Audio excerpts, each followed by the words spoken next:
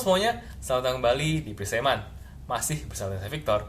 Kita kembali lagi di dalam segmen Dasar Logetika, di mana di dalam segmen ini kita membahas mengenai bagaimanakah cara kita untuk menjawab pertanyaan-pertanyaan kritis terkait dengan iman Kristen kita. Dan di episode kali ini, kita akan menjawab pertanyaan daripada seorang teman yang menanyakan kepada saya di direct message Instagram saya, di mana dia menanyakan mengenai apakah benar bahwa Alkitab terjemahan baru seperti NIV atau juga ESV itu menghilangkan banyak ayat Alkitab. Tapi sebelum kita bahas lebih lanjut, jangan lupa untuk tekan tombol subscribe dan juga nyalakan loncengnya ya, supaya kamu semua nggak ketinggalan video-video selanjutnya. So, langsung kita bahas. Topik ini ditanyakan oleh salah satu teman di channel ini yang menanyakan melalui Instagram, di mana dia membagikan sebuah berita yang menyatakan bahwa kitab terjemahan Inggris baru seperti NIV atau New International Version dan ESV atau English Standard Version itu menghilangkan banyak ayat Alkitab yang sebelumnya ada di dalam Alkitab terjemahan KJV atau King James Version misalnya. Dia memberikan contoh semisal Lukas 9 ayat 56, di mana ayat yang ada di kitab NIV berbeda dengan KJV, ataupun semisal di Matius 18 ayat 11, di mana lebih parah lagi, ayatnya hilang. Kalau gitu, apakah benar bahwa Alkitab terjemahan NIV ataupun ESV itu terjemah sesat? Dan apakah benar bahwa yang paling benar itu adalah KJV? Kenapa ada ayat-ayat yang bisa hilang? Sederhananya, karena memang ayat-ayat tersebut tidak ditemukan dalam manuskrip Yunani paling mula-mula.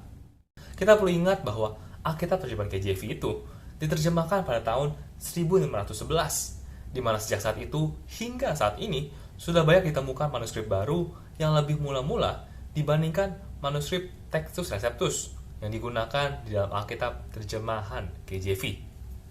Dengan sumber manuskrip yang jauh lebih banyak dibandingkan abad ke-17 di mana KJV diterjemahkan, sudah tentu bahwa Alkitab terjemahan baru itu memiliki sumber referensi yang jauh lebih lengkap dan jauh lebih mula-mula. Sampai dengan saat ini, kita telah memiliki lebih dari 5.800 manuskrip Yunani dari Perjanjian Baru. Kalau disertakan manuskrip dari bahasa lain, maka kita memiliki sekitar 24.633 manuskrip. Menggunakan manuskrip inilah, para ahli Alkitab melakukan proses yang namanya textual criticism untuk menentukan seberapa akurat isi kitab aslinya. Dan kesimpulan daripada para ahli Alkitab, baik Kristen ataupun non-Kristen, Alkitab adalah dokumen kuno paling terpercaya dan paling kaya referensi dibandingkan dengan dokumen kuno lainnya. Nah, buat teman-teman semua yang tertarik untuk mengetahui seberapa akurat sih isi daripada Alkitab, kebetulan saya pernah buat video mengenai ini sebelumnya. Jadi buat yang mau, bisa klik link di atas ya. Oleh karena itu, di dalam kitab terjemahan baru seperti NIV atau juga ESV, itu biasanya ada ayat-ayat yang diberikan tanda kurung ataupun juga diberikan footnote yang dimana dituliskan bahwa ayat ini tidak ditemukan dalam manuskrip mula-mula. Semisal kita ambil contoh Matius 18 ayat 11. Di dalam kitab KJV, kita melihat bahwa Matius 18 ayat 11 menuliskan bahwa For the Son of Man is come to save that which was lost. Tetapi, kalau kita buka terjemahan NIV, maka kita akan melihat ayat yang kosong dengan ditulis footnote bahwa beberapa manuskrip mengambil ayat dari Lukas 19 ayat 10. Begitu pula sebenarnya kalau kita lihat dalam terjemahan bahasa Indonesia, semisal TB atau terjemahan baru, di mana ayat ini diberikan tanda kurung untuk menandakan bahwa ayat ini tidak ditemukan dalam manuskrip mula-mula. Lalu pertanyaan berikutnya adalah, kalau memang di dalam manuskrip mula-mula tidak ditemukan ayat tersebut, lalu kenapa di manuskrip kemudian hari bisa ada ayat tersebut? Nah, banyak daripada para ahli yang berpendapat bahwa zaman dahulu orang yang mengcopy manuskrip atau yang disebut sebagai scribes itu menyadari bahwa ada beberapa cerita di antara kitab Injil yang pada dasarnya itu mirip, dan mereka mencoba untuk memperjelas beberapa bagian daripada cerita tersebut.